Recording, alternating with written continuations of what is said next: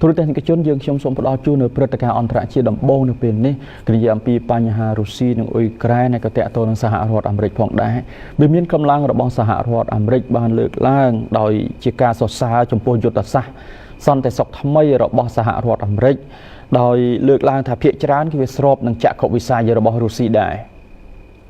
វិមានកម្លាំងនៅថ្ងៃអាទិត្យទី7ខែធ្នូឆ្នាំ2025ម្សិលមិញនេះបានស្វាគមន៍យុទ្ធសាស្ត្រសន្តិសុខថ្មីរបស់លោកប្រធានាធិបតីសហរដ្ឋអាមេរិក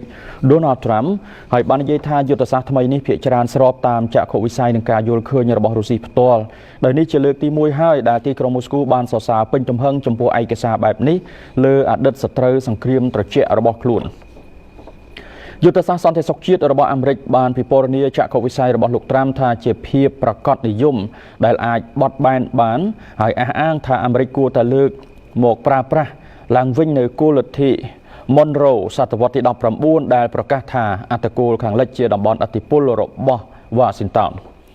យុទ្ធសាស្ត្រដែលចោះតលេខាដោយលោកត្រាំក៏បានប្រមានថាអឺរ៉ុបប្រឈមនឹងការលុបបំបាត់អរិយធម៌ហើយក៏លើកឡើងថាចំណុចស្នូលនៃចំណាប់អារម្មណ៍របស់អាមេរិកគឺស្ថិតនៅក្នុងការចរចាបញ្ចប់សង្គ្រាមនៅអ៊ុយក្រែនហើយថាទីក្រុង Washington ចង់បង្កើតស្ថិរភាពជាយុទ្ធសាស្ត្រឡើងវិញជាមួយរុស្ស៊ីនៅពេលត្រូវសាកសួរអំពីយុទ្ធសាស្ត្រអាមេរិកថ្មីនេះអ្នកនាំពាក្យវិមានកម្លាំងលោក Dmitry Peskov បានប្រាប់អ្នកសារព័ត៌មានថាការកែសម្រួលថ្មីនេះភាគច្រើនគឺត្រូវគ្នាចំពោះចក្ខុវិស័យរបស់រុស្ស៊ីការលើកសរសើរនិងបើកបង្ហាញមតិស្របគ្នាជាសាធារណៈបែបនេះរវាងទីក្រុងមូស្គូនិងទីក្រុង Washington អំពីយុទ្ធសាស្ត្រនយោបាយពិភពលោកគឺជារឿងកម្រខ្លាំងណាស់បើទោះបីជាភាគីទាំងពីរបានសហការយ៉ាងជិតស្និទ្ធបន្ទាប់ពីការដួលរលំនៃសហភាពសូវៀតឆ្នាំ1991ហើយការប្រគល់អាវុធនុយក្លេអ៊ែរពីអតីតសាធារណរដ្ឋសូវៀតទៅឲ្យរុស្ស៊ីវិញនិងរឿងមួយចំនួនទៀតក៏ដោយ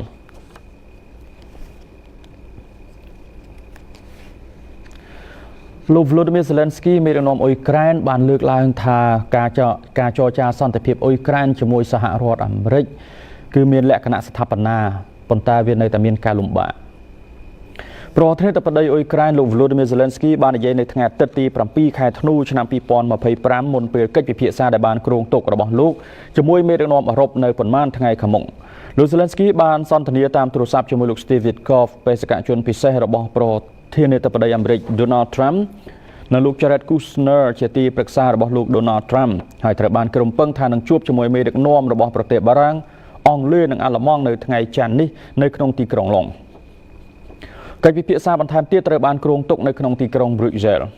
លោក Zelensky បាននិយាយនៅក្នុងសន្ទរកថាតាមវីដេអូរបស់លោកថាអ្នកតំណាងអាមេរិកដឹងពីជំហរជាមូលដ្ឋានរបស់អ៊ុយក្រែន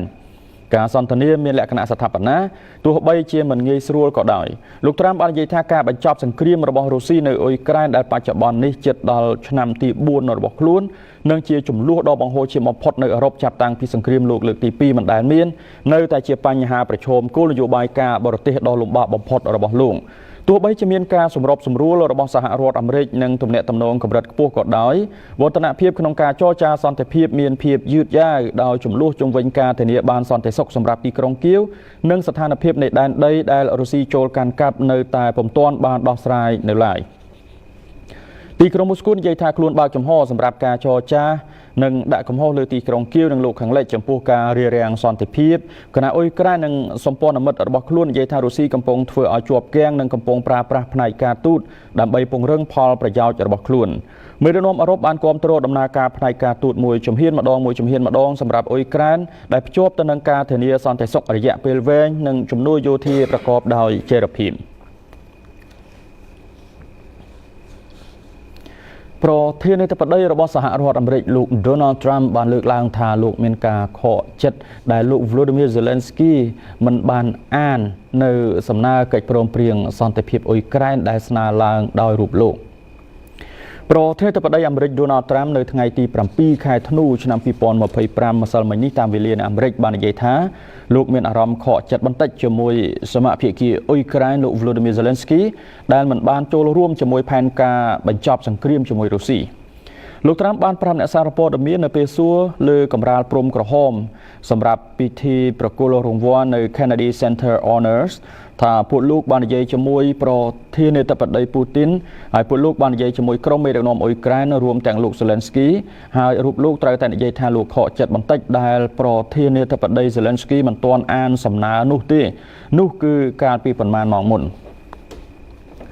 ការចរចាជាច្រើនថ្ងៃរវាងមន្ត្រីអាមេរិកនិងអ៊ុយក្រែនរួមទាំងលោក Zelensky បានបញ្ចប់នៅថ្ងៃទី6ខែធ្នូដោយគ្មានការទម្លាយភាពទាល់ច្រកនោះទេទោះបីលោក Zelensky បានបដិញ្ញាធ្វើការលើការចរចាបន្ថែមទៀតឆ្ពោះទៅរកសន្តិភាពពិតប្រាកដក៏ដោយការចរចានេះបានកើតឡើងបន្ទាប់ពីបេសកជនអាមេរិកលោក Steve Witkoff និងលោក Jared Kushner បានជួបជាមួយនឹងប្រធានាធិបតីរុស្ស៊ីលោក Putin នៅវិមាន Kremlin ដោយទីក្រុង Moscow បដិសេធផ្នែកខ្លះនៃសំណើរបស់សហរដ្ឋអាមេរិក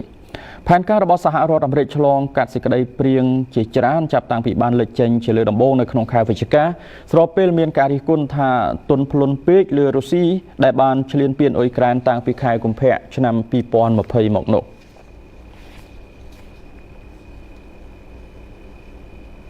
ទូរទស្សនិកជនប្រសិទ្ធរបស់សហរដ្ឋអាមេរិកបានលើកឡើងថាកិច្ចព្រមព្រៀងសន្តិភាពអ៊ុយក្រែនជិតសម្រេចបានប៉ុន្តែរុស្ស៊ីចង់បានការផ្លាស់ប្ដូរ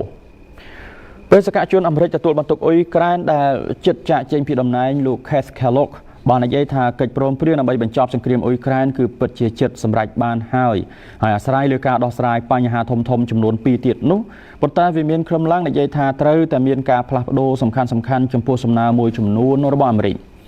ប្រធានាធិបតីអាមេរិកលោក Donald Trump បាននិយាយថាការបញ្ចប់ចំនួននៅអ៊ុយក្រែនដែលជាសង្គ្រាមមហោជាបំផុតនៅអឺរ៉ុបចាប់តាំងពីក្រោយសង្គ្រាមលោកលើកទី2មិនដែលមានគឺជាគោលដៅគោលនយោបាយការបរទេសដែលពិបាកសម្រេចបានបំផុតនៃតំណែងប្រធានាធិបតីរបស់លោកប្រសិទ្ធពិសេសលោក Keith Kellogg ដែលនឹងត្រូវចុះចេញពីតំណែងនៅក្នុងខែមករាខាងមុខបានប្រាប់វេទិកាការពារជាតិ Reagan ថាកិច្ចប្រឹងប្រែងដោះស្រាយជម្លោះនៅអ៊ុយក្រែនខិតកាន់តែជិតហើយពលគឺនៅចម្ងាយ10ម៉ែត្រចុងក្រោយប៉ុណ្ណោះប៉ុន្តែនោះក៏តែងតែជាជំហានដ៏ពិបាកបំផុតដែរលោក Kellogg បន្តថាបញ្ហាធំៗពីរឿងទឹកដីពលគឺជាចម្បងរឿងអនាគតនៃតំបន់ Donbas ដ៏ធំនិងអនាគតនៃរោងចក្រថាមពលនុយក្លេអ៊ែរធំបំផុតរបស់អឺរ៉ុប Zaporizhzhia របស់អ៊ុយក្រែនដែលស្ថិតក្រោមការគ្រប់គ្រងរបស់រុស្ស៊ីទន្ទឹមនឹងនេះលោក Yuri Yusakov មន្ត្រីគោលនយោបាយការបរទេសវិមាន Kremlin រុស្ស៊ីកាលពីថ្ងៃអាទិត្យបាននិយាយថាអាមេរិកនឹងត្រូវតែកែប្រែចំណុចមើងម៉ាត់និងសំខាន់ចំពោះឯកសាររបស់ពួកគេស្ដីពីសំណើសន្តិភាពអ៊ុយក្រែនលោកមិនបញ្ជាក់ឡើយថាការផ្លាស់ប្ដូរអ្វីខ្លះដែលរុស្ស៊ីចង់បានជាមួយគ្នានេះលោក Donald Trump បានលើកឡើងថាលោក Zelensky មិនទាន់បានត្រៀមខ្លួនដើម្បីអនុម័តនៅផែនការសន្តិភាពអ៊ុយក្រែននោះទេហេតុអ្វីបានជាលោក Donald Trump បានលើកឡើងបែបនេះយើងមានការចូលរួមបន្ថែមពីលោកជិនសារីមអ្នកតាមដានព្រឹត្តិការណ៍អន្តរជាតិរបស់ទូរទស្សន៍ព័ត៌មាន BTV សម្រាប់ព័ត៌មានការតែពុស្ដាបាទលោកសារីមហេតុអ្វីបានជាលោក Trump មើលឃើញថាលោក Zelensky មិនទាន់ត្រៀមលក្ខណៈរួចរាល់សម្រាប់សន្តិភាពនោះបាទការលើកឡើងរបស់លោកប្រធានាធិបតីសហរដ្ឋអាមេរិក Donald Trump ដែលថាខាងភាគីអ៊ុយក្រែនហាក់មិនទាន់ត្រៀមខ្លួនដើម្បីសន្តិភាពក្នុងសង្គ្រាមរយៈពេល74ឆ្នាំនេះដោយសារតែតាមរយៈនៃកិច្ចចរចាពីព្រោះនៅពេលបច្ចុប្បន្ននេះសហរដ្ឋអាមេរិកគឺជាអន្តរការីក្នុងការនាំពាក្យពីខាងភាគីអ៊ុយក្រែនទៅកាន់រុស្ស៊ីនាំពាក្យពីរុស្ស៊ីទៅកាន់អ៊ុយក្រែនតែបើតាមលោក Steve Witkoff និង Jared Kushner ដែលជាកូនប្រសាសំណប់របស់លោកត្រាំនោះបានមើលឃើញថានៅពេលបច្ចុប្បន្ននេះលោក Volodymyr Zelensky ប្រធានាធិបតីរបស់ប្រទេសអ៊ុយក្រែនគឺហាក់មិនទាន់ត្រៀមខ្លួននៅត្រង់ថាលោក Zelensky ហាក់មានអារម្មណ៍ថាប្រសិនបើចប់សង្គ្រាមនៅក្នុងប្រទេសអ៊ុយក្រែនមានន័យថាគ្រប់យ៉ាងត្រូវរក្សាភាពដើមនៅត្រង់ថាសូម្បីតែទឹកដីតំបន់ខាងកើតនិងខាងត្បូងដែលរុស្ស៊ីគ្រប់គ្រងនៅពេលបច្ចុប្បន្ននេះក៏រុស្ស៊ីត្រូវតែជាដើរចេញពីទឹកដីរបស់ប្រទេសអ៊ុយក្រែនដែរដោយសារតែអ៊ុយក្រែននៅតែចោទប្រកាន់ថាសង្គ្រាមឆាបឆេះនៅក្នុងទឹកដីរបស់ខ្លួនរយៈពេល74ឆ្នាំកន្លងមកនេះគឺជាការឈ្លានពានរបស់ប្រទេសរុស្ស៊ីដូច្នេះរុស្ស៊ីរឿងសង្គ្រាមនៅក្នុងប្រទេសអ៊ុយក្រែននឹងចប់ភ្លាមបើសិនបើរុស្ស៊ីដើរចេញពីទឹកដីរបស់ប្រទេសអ៊ុយក្រែនដូច្នេះនេះមានន័យថាមិនទាន់ត្រៀមខ្លួនបញ្ចប់សង្គ្រាមគឺលោក Volodymyr Zelensky ប្រធានាធិបតីអ៊ុយក្រែន cứ chọn rồi vô ruồi luôn và năng anh chọn thà bảo chọc sừng kiếm từ Russia kron tại đài tranh vì bờ Ukraine cứ chọc sừng kiếm tại hơi còn tại sừng kiếm thì dạ về chật buồn cho năm của lòng mà ní cứ rương ráo việc plap đồ cô nội dụ bài không nằm bón của plap đồ cô nội dụ bài rồi bảo bờ Russia có plap đồ đối với Ukraine cứ mình ai chỉ đã xa hiệp đàm hay phải chọc sừng kiếm tì miền đây thằng sừng kiếm thì dạ về buồn cho năm của lòng mà ní tiền phía kia Ukraine nâng phía kia Russia mình ai đào tranh tội đại từ từ bàn từ trong nói nâng hái ban chia bậc thiên này ở đây là bao xã rồi America lô Donald Trump lô ban này dễ tha lô Volodymyr Zelensky bậc thiên này ở đây là từ Ukraine mình trâm tay mình toàn ban triêm luôn phải chọc sừng kiếm thì lô Volodymyr Zelensky này tham tiếng mình ban án ông pi chấm nói nia đại lô ban thưa sự đây prieng láng không chấm nói đại không phèn ca son thì phép nơi không bật ôi Ukraine tam để nhé xã hội rồi America cứ chỉ nè thôi chỉ ăn trả cái này nè hai mươi giang tiết rồi hôn mà đọc về nít cây cho chắc chuột kén trâm Russia đòi xa tái can Peter bốn cứ hàng xã hội rồi America chuột cho cha cho mùi Russia hỏi dọc phèn cá mà pay bằng bay chấm nói từ chuột hàng phía kia Ukraine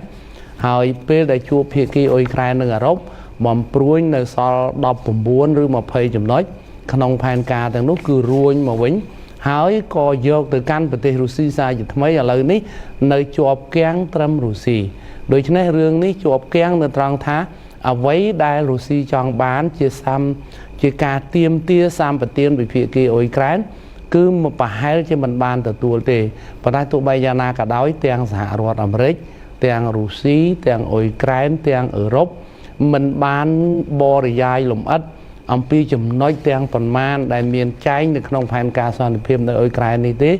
cứ phía kia này mùi muối con tại nước mình chóm tay phần đầu đối với này là dây ruộng màu vĩnh bậc thiên nhiên tại đây là bao xã hội America luôn đó là Trump ban này dây tháo bậc thiên nhiên tại đây Ukraine lô Volodymyr Zelensky hạ đôi chi mình toàn triêm luôn phải chọc sừng kiếm thế đòi xông bay tới chấm nói nơi không phải ca son được phim của mình ban an tầng ở đáy đại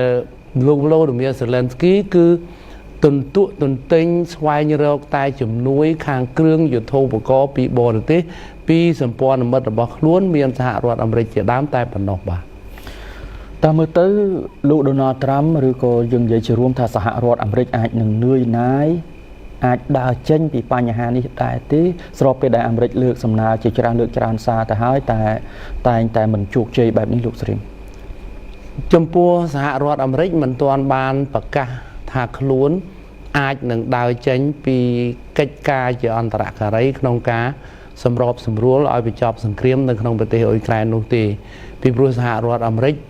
tam rồi dạ preset bị xe robot lục Trump từ tuột mình tục cái cha mình chăm bộ pía hay nâng xã hiệp ở Úc lục Steve Cầu vẫn cứ lục nơi tại miền chùm nửa thá sừng kiếm nơi không bị tiêu Ukraine ai bình chọc bán tam rồi dạ ca trôi trà bị pua lớn nít xung bay ra tua bay chuột kèn cả đói có đầm nào cá nơi cá bị phía xa khía nơi tại bờ tơ đáy đối với bà miền cá bị phía xa khía cứ sừng kiếm ai bình chọcហើយសហរដ្ឋអាមេរិកមិនបានបញ្ជាក់ថាខ្លួនអាចនឹងដើរចេញបើសិនបើកិច្ចចរចានៅពេលនេះត្រូវទទួលបរាជ័យនោះទេហើយតើនឹងខ្ញុំសូមបញ្ជាក់ជូនថាអញ្ចេះដែរថាសហរដ្ឋអាមេរិកនឹងក៏ពិបាកនឹងដើរចេញពីប្រទេសអ៊ុយក្រែនដែរពីព្រោះអតីតប្រធានាធិបតីរបស់សហរដ្ឋអាមេរិកលោកโจ Biden លោកបានផ្ដល់ភាពកក់ក្ដៅខ្លាំងណាស់ដល់ប្រទេសអ៊ុយក្រែនមានទំនាក់ទំនងស្អិតល្មួតជាមួយនឹងប្រទេសអ៊ុយក្រែនរហូតដល់កាលពីលោកโจ Biden អតីតប្រធានាធិបតីសហរដ្ឋអាមេរិកបានធានាប្រទេសអ៊ុយក្រែនម្ដងហើយម្ដងទៀតថាទ្វារអង្គការ NATO នៅចំហជានិច្ចរងចាំប្រទេសអ៊ុយក្រែនដូច្នេះទាំងអស់នេះទោះបីជាសហរដ្ឋអាមេរិកមិនមែនស្ថិតនៅក្រោមការគ្រប់គ្រងរបស់លោកโจ Biden ក៏ដោយក៏លោក Donald Trump ប្រធានាធិបតីសហរដ្ឋអាមេរិកនៅពេលបច្ចុប្បន្ននេះពិបាកនឹងដើរចេញពីប្រទេសអ៊ុយក្រែនដែរពិបាកនៅត្រង់ថាបើសិនជាសហរដ្ឋអាមេរិកដើរចេញពីប្រទេសអ៊ុយក្រែនលែងគិតអ៊ុយក្រែននោះសម្ព័ន្ធមិត្តនានារបស់សហរដ្ឋអាមេរិកក៏មើលសហរដ្ឋអាមេរិកក្នុងផ្លូវអាក្រក់នឹងកាន់តែច្រើន chẳng hỏi mình ai đào chênh vìប្រទេសអ៊ុយក្រែនទេហើយបើមិនដើរចេញក៏សហរដ្ឋអាមេរិកនៅតែមានបន្ទុកមើលខុសត្រូវដល់ប្រទេសអ៊ុយក្រែនដដែលពីព្រោះអ៊ុយក្រែនប្រសិនបើសហរដ្ឋអាមេរិកឈប់គិតគូរមានន័យថាសហរដ្ឋអាមេរិកឈប់គិតគូរពីអ៊ុយក្រែនឈប់ផ្ដល់អាវុធឈប់ផ្ដល់ជំនួយខាងយោធាហើយក៏ឈប់ធ្វើជាអន្តរការីក្នុងការបញ្ចប់សង្គ្រាមនោះអ៊ុយក្រែននឹងចាញ់សង្គ្រាមរុស្ស៊ីភ្លាមដោយសារតែมันមានបាត់បង់ជំហរជាសម្ព័ន្ធមិត្តសំខាន់សម្រាប់ផ្ដល់ជំនួយទៅហើយប៉ុន្តែសហរដ្ឋអាមេរិកក៏ពិបាកនឹងដើរចេញពីអ៊ុយក្រែនដែរដូច្នេះនិយាយសរុបជារួមមកវិញគឺសហរដ្ឋអាមេរិកមិនទាន់ថានឿយណាយឈប់ធ្វើជាអន្តរការីនោះទេគឺនៅមានក្តីសង្ឃឹមថានឹងអាចនឹងជោគជ័យនៅពេលខាងមុខតែគ្រាន់តែមានការស្ដីបន្ទោសលើមេដឹកនាំរបស់ប្រទេសអ៊ុយក្រែនតែប៉ុណ្ណោះបាទសូមអរគុណលោកសេរីមយើងនឹងបន្តតាមដានបន្តទៀតអំពីបញ្ហារុស្ស៊ីនិងអ៊ុយក្រែនជម្រាបលាបាទអរគុណមានមកការព័ត៌មានវិវត្តអំពីបញ្ហាតំបន់មជ្ឈិមបូព៌ាគឺសង្គ្រាមនៅក្នុងតំបន់ហ្គាហ្សាទូរទស្សនិកជនបច្ចុប្បន្ននេះទោះបីជាការអនុវត្តបទឈប់បាញ់នៅតែមានសភាពផុយស្រួយខ្លាំងប៉ុន្តែយើងក៏បានទទួលដំណឹងចុងក្រោយត្រឹមថ្ងៃនេះថាក្រុមសកម្មជនហាម៉ាស់ក៏ដូចជាអ៊ីស្រាអែលដែលជាភាគីចំនួនកំពុងធ្វើការងារឈានទៅរក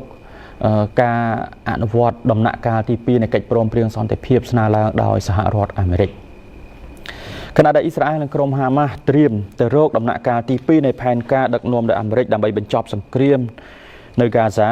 ការខ្វែងគំនិតគ្នាជាច្រើនកំពុងខិតចូលមកដល់លើតួនាទីដែលពុំទាន់ត្រូវបានកំណត់នៅឡើយរបស់កម្លាំងរក្សាសន្តិភាពអន្តរជាតិនៅក្នុងតំបន់ហ៊ុំព័ទ្ធប៉ាឡេស្ទីនមន្ត្រីជាន់ខ្ពស់ក្រុមហាម៉ាស់លោកបាសាមណាអ៊ីមបាននិយាយនៅថ្ងៃអាទិត្យទី7ខែធ្នូឆ្នាំ2025ម្សិលមិញថាសេចក្តីព្រាងរបស់សហរដ្ឋអាមេរិកតម្រូវឲ្យមានការបញ្ជាក់ច្បាស់ជាច្រើនគណៈក្រុមនេះត្រៀមខ្លួនដើម្បីពិភាក្សាអំពីការបង្កឬរក្សាទុកអាវុធនៅក្នុងអំឡុងពេលបទឈប់បាញ់ដែលកំពុងបន្តលោកនិយាយថាខ្លួននឹងមិនទទួលយកកម្លាំងរក្សាសន្តិភាពអន្តរជាតិដែលទទួលខុសត្រូវការរំសាយអាវុធនោះទេ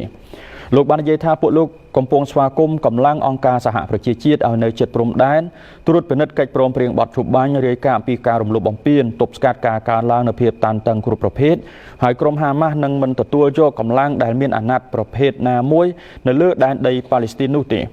ការនិយាយលើកឡើងរបស់លោកបានធ្វើឡើងបន្ទាប់ពីនាយករដ្ឋមន្ត្រីអ៊ីស្រាអែលលោក Benjamin Netanyahu បាននិយាយថាលោកនឹងជួបជាមួយលោក Donald Trump ដើម្បីពិភាក្សាអំពីការ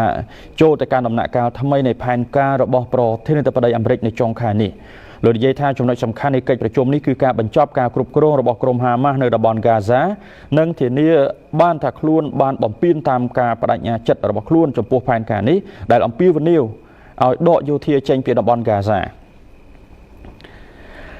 លោកនេតាន់យ៉ាហ៊ូបាននិយាយនៅក្នុងអំឡុងសន្និសីទសារព័ត៌មានជាមួយអធិការបតីអាល្លឺម៉ង់លោក Friedrich Merz ដែលកំពុងធ្វើទស្សនកិច្ចថាពួកលោកមានដំណាក់កាលទី2ដែលមិនរុញរាឡើយហើយនោះគឺការទទួលបាននៃការរំសាយអាវុធរបស់ក្រុមហាម៉ាស់និងការដកយោធាចេញពីតំបន់ហ្គាហ្សា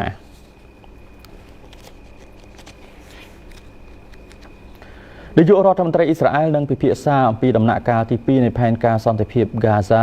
ជាមួយសហរដ្ឋអាមេរិកនៅចុងខែនេះនាយករដ្ឋមន្ត្រី Benjamin Netanyahu របស់អ៊ីស្រាអែលបាននិយាយនៅថ្ងៃអាទិត្យម្សិលមិញត្រូវនៅថ្ងៃ7ធ្នូ2025ថាដំណាក់កាលទី2នៃផែនការសន្តិភាពសហរដ្ឋអាមេរិកដើម្បីបញ្ចប់សង្គ្រាមតំបន់ហ្គាហ្សាគឺជិតមកដល់ហើយប៉ុន្តែក៏បានព្រមានថាមានបញ្ហាសំខាន់មួយចំនួនទៀតដែលនៅតែត្រូវដោះស្រាយរួមទាំងថាតើកម្លាំងសន្តិសុខពហុជាតិនឹងត្រូវដាក់ពង្រាយដែរឬយ៉ាងណាថ្លែងจากការអ្នកសារព័ត៌មានរួមជាមួយនឹងអធិការបតីអាល្លឺម៉ង់ Friedrich Merz នៅក្នុងទីក្រុងសេរូសាឡឹមលោក Netanyahu បាននិយាយថាលោកនឹងបើកកិច្ចពិភាក្សាសំខាន់ជាមួយលោកប្រធានាធិបតីអាមេរិក Donald Trump នៅចុងខែធ្នូនេះអំពីមធ្យោបាយធានាឲ្យផែនការដំណាក់កាលទី2របស់ហ្គាហ្សាអាចសម្រេចបានលោក Netanyahu បន្តថារូបលោកក៏នឹងពិភាក្សាជាមួយលោក Trump ពីមធ្យោបាយបញ្ចប់ការគ្រប់គ្រងរបស់ពួកហាម៉ាស់នៅតំបន់ហ្គាហ្សាដែរកាលពីខែវិច្ឆិកាការិយាល័យនាយករដ្ឋមន្ត្រីអ៊ីស្រាអែលនិយាយថាលោក Trump បានអញ្ជើញលោក Netanyahu ទៅសេតវិមាននៅក្នុងពេលដ៏ខ្លីខាងមុខប៉ុន្តែកាលបរិច្ឆេទសម្រាប់ដំណើរទស្សនកិច្ចជាក់លាក់មិនទាន់ផ្សព្វផ្សាយជាសាធារណៈនៅឡើយ គឺដឹងថាបទជប់បាញ់រវាងអ៊ីស្រាអែលនិងក្រុមហាម៉ាស់ដែលចូលជាធរមាននៅថ្ងៃទី10ខែតុលាកំពុងឈានចូលខែទី2ហើយបើទោះបីជាភាគីទាំងពីរបានចោទគ្នាទៅវិញទៅមកម្ដងហើយម្ដងទៀតថាបានរំលោភបំពានលើកិច្ចព្រមព្រៀងនេះក៏ដោយអ៊ីស្រាអែលរក្សាការគ្រប់គ្រង 53% លើហ្គាហ្សាក្រោមដំណាក់កាលទី1នៃផែនការរបស់លោក Trump ដែលពាក់ព័ន្ធនឹងការដោះលែងចំណាប់ធ្នូនិងអ្នកទោសប៉ាឡេស្ទីនយោងតាមផែនការនេះអ៊ីស្រាអែលនឹងដកថយបន្ថែមទៀតក្នុងដំណាក់កាលទី2គណៈអាជ្ញាធរអន្តរការត្រូវបង្កើតឡើងនៅហ្គាហ្សាហើយកម្លាំងសន្តិសុខពហុជាតិត្រូវដាក់ពង្រាយក្រុមហាម៉ាស់ត្រូវរំសាយអាវុធហើយការកសាងឡើងវិញចាប់ផ្ដើមជាផ្លូវការ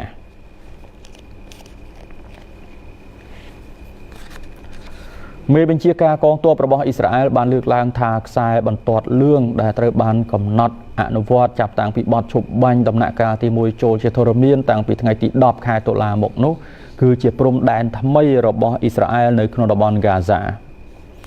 មេបញ្ជាការកងទ័ពអ៊ីស្រាអែលលោក Eyal Zammer បាននិយាយនៅថ្ងៃអាទិត្យថាការកំណត់ខ្សែបន្ទាត់លឿងគឺជាខ្សែបន្ទាត់ព្រំដែនថ្មីនៅក្នុងទឹកដីហ្គាហ្សាខ្សែបន្ទាត់លឿងគឺជាតំបន់ដែលកងទ័ពអ៊ីស្រាអែលមិនទាន់ដកចេញនៅក្នុងទឹកដីប៉ាឡេស្ទីន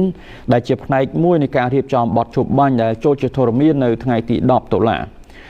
លោក Zammer បាននិយាយនៅក្នុងអំឡុងទស្សនកិច្ចទៅកាន់ទីក្រុង Beth Hanon និង Jabalia នៅក្នុងតំបន់ Gaza ជាកន្លែងដែលលោកបានជួបមេបញ្ជាការកងពលថាខ្សែបន្ទាត់លឿងគឺជាខ្សែបន្ទាត់ព្រំដែនថ្មីដែលបម្រើជាខ្សែការពារខាងមុខសម្រាប់សហគមន៍អ៊ីស្រាអែលនិងជាខ្សែបន្ទាត់នៃសកម្មភាពប្រតិបត្តិការលោកអះអាងថាយោធាបានបន្តគ្រប់គ្រងប្រតិបត្តិការលើផ្នែកទូលំទូលាយនៅតំបន់ Gaza ដោយបន្ថែមថាកម្លាំងអ៊ីស្រាអែលនឹងនៅតែមាននៅក្នុងតំបន់ទាំងនោះលោក Zammer បន្ថែមថាកងទ័ពនឹងមិនអនុញ្ញាតឲ្យក្រុមហាម៉ាស់បង្កើតខ្លួនឯងឡើងវិញទេហើយកំពុងរៀបចំសម្រាប់សេណារីយ៉ូវាយប្រហារដោយមិនបានរំពឹងទុកដែលលោកបានពណ៌នាថាជាមូលដ្ឋានគ្រឹះនៃផែនការច្រើនឆ្នាំខាងមុខរបស់យោធា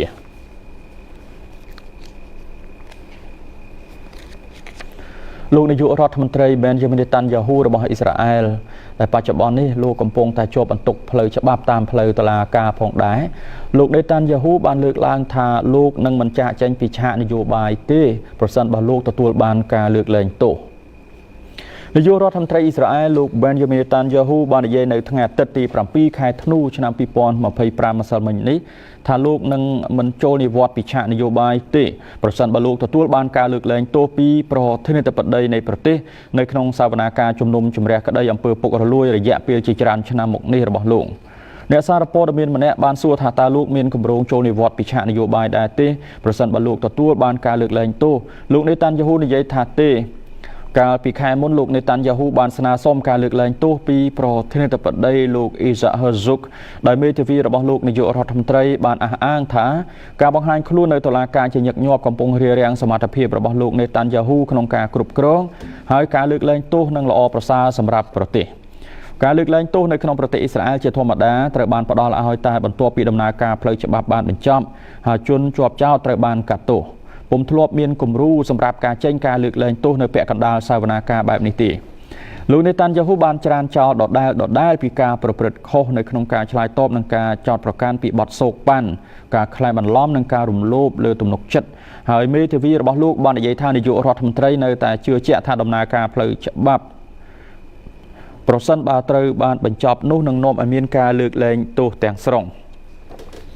ប្រធានាធិបតីសហរដ្ឋអាមេរិកលោក Donald Trump ក៏បានសរសេរលិខិតទៅកាន់លោក Herzog ប្រធានាធិបតីរបស់អ៊ីស្រាអែលដែរមុនពេលលោក Netanyahu ធ្វើការស្នើសុំដោយជំរុញឲ្យប្រធានាធិបតីអ៊ីស្រាអែលពិចារណាផ្តល់ការលើកលែងទោសដល់លោកនាយករដ្ឋមន្ត្រីរបស់ខ្លួនអ្នកនយោបាយប្រឆាំងអ៊ីស្រាអែលមួយចំនួនបានអះអាងថាការលើកលែងទោសណាមួយគួរតែមានលក្ខខណ្ឌលើលោក Netanyahu ដែលចូលនិវត្តន៍ពីឆាកនយោបាយនិងទទួលស្គាល់កំហុសអ្នកផ្សេងទៀតបាននិយាយថាលោកនាយករដ្ឋមន្ត្រីត្រូវតែអំពាវនាវឲ្យមានការបោះឆ្នោតជាតិជាមុនសិនដែលត្រូវធ្វើឡើងត្រឹមខែតុលាឆ្នាំ2026